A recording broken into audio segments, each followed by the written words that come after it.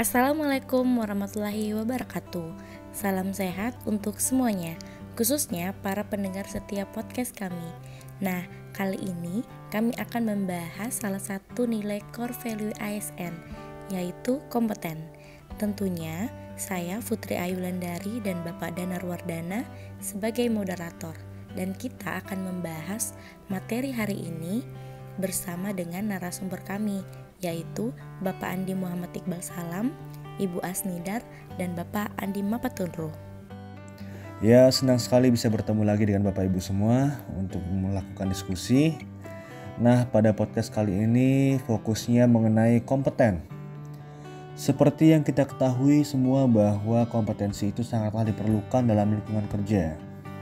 Ketika seorang pegawai ditempatkan tidak sesuai kompetensinya, maka tentunya pegawai tersebut akan menemukan kesulitan dalam menjalankan tugasnya.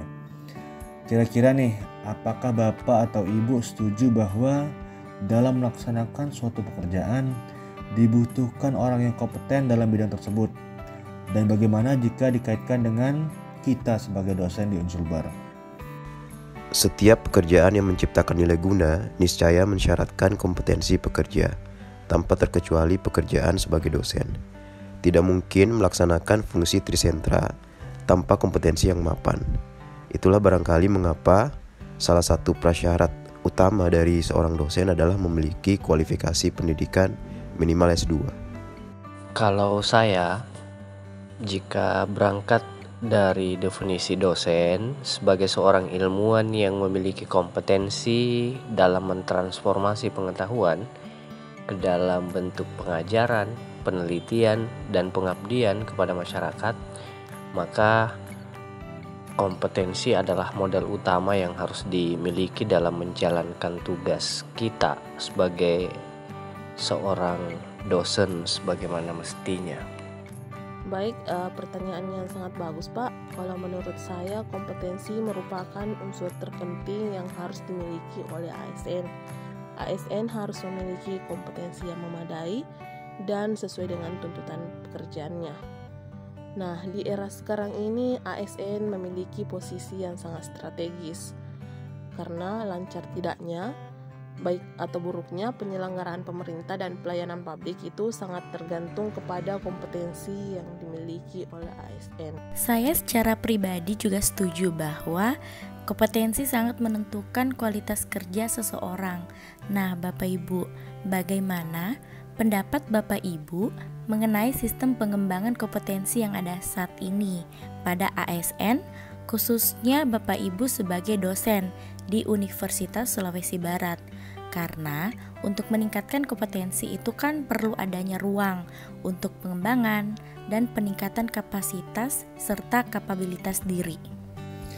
Nah, saya juga penasaran sebenarnya Bu dengan jawaban dari pertanyaan itu Bu.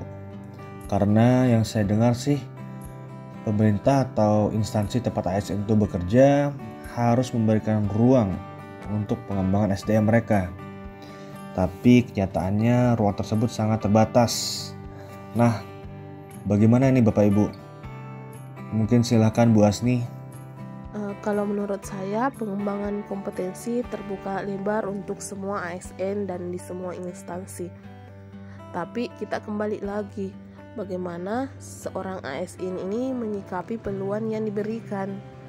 Bagi yang peduli dengan konsep rencana karir yang jelas, kompetensi menjadi jalan untuk meraih jenjang karir secara fair dan transparan. Tetapi berbeda dengan sikap PNS yang prinsip hidupnya itu seperti air yang mengalir, maka kompetensi bisa jadi hanya menjadi kata tanpa makna. Keterbatasan-keterbatasan tersebut saya kira beralasan ya di tengah upaya-upaya universitas untuk menciptakan kebijakan yang berorientasi pada pengembangan karir SDM-nya. Wabil khusus status perguruan tinggi kita masih satker. Salah satu keterbatasan tersebut adalah ketersediaan anggaran yang tidak memadai untuk mengakomodir semua kebutuhan sivitas akademik. Namun keterbatasan-keterbatasan tersebut akan terus dibenahi dan butuh waktu yang relatif tidak sedikit untuk bisa diselesaikan dan mendapatkan bentuk yang ideal. Sejauh pengamatan saya, Pimpinan Unsulbar sangat mengapresiasi pengembangan kompetensi dosen dengan memberi izin bagi dosen untuk melanjutkan studi ke jenjang yang lebih tinggi sesuai bidang kompetensi mereka. Terlihat dari mereka membuka ruang bagi dosen-dosen senior untuk melanjutkan studi. Itu sih pengamatan saya. Jadi sebenarnya kompetensi seorang dosen itu sangat penting ya, terutama sebagai seorang dosen dalam mentransformasi pengetahuan ke dalam bentuk pengajaran, penelitian, dan pengabdian. Dan tentunya kompetensi ASN itu sangat berkaitan dengan baik buruknya penyelenggaraan pemerintahan dan pelayanan publik. Saya rasa poin-poin inilah yang dapat saya simpulkan dalam diskusi kita pada tema podcast kali ini. Oke, mungkin sekian podcast kali ini. Saya dan Bu Putri undur diri. Wassalamualaikum warahmatullahi wabarakatuh.